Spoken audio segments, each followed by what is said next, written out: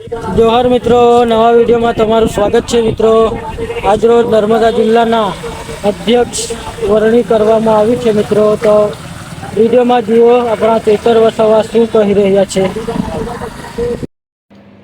આજે નર્મદા જિલ્લા પંચાયતમાં જિલ્લા સેવા સદન ખાતે જિલ્લા પંચાયતના પ્રમુખ શ્રી અંજનાબેનની અધ્યક્ષતામાં સામાન્ય સભા મળી અને આ સામાન્ય સભામાં 8 જેટલી સમિતિઓના અધ્યક્ષની વરણી કરવામાં આવી છે, જેમાં કારોબારી અધ્યક્ષ, શિક્ષણ અધ્યક્ષ, બાંધકામ સમિતિની તમામ કમિટીઓમાં અધ્યક્ષોની નિમણૂક કરવામાં આવી છે। ત્યારે અમે આમ આદમી પાર્ટીના શીર્ષ નેતૃત્વનો આજના પ્રસંગે આભાર વ્યક્ત કરીએ છીએ અને ખુશીની લાગણી અનુભવીએ છીએ।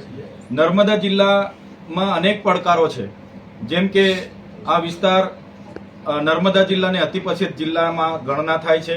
એ જ પ્રકારે આ વિસ્તારમાં સિંચાઈની પાણીની સમસ્યાઓ છે, રોડ રસ્તાઓની સમસ્યાઓ છે, કનેક્ટિવિટીની સમસ્યાઓ છે, રોજગારીની સમસ્યાઓ છે, શાળાઓમાં શિક્ષકો નથી, આંગણવાડી કેન્દ્રના પૂરતા મકાનો નથી। ત્યારે અમે નર્મદા જિલ્લાની જનતાને ખાતરી આપીએ છીએ કે આજેથી જિલ્લા પંચાયતનું સુકાન અમારા હાથમાં આવ્યું છે।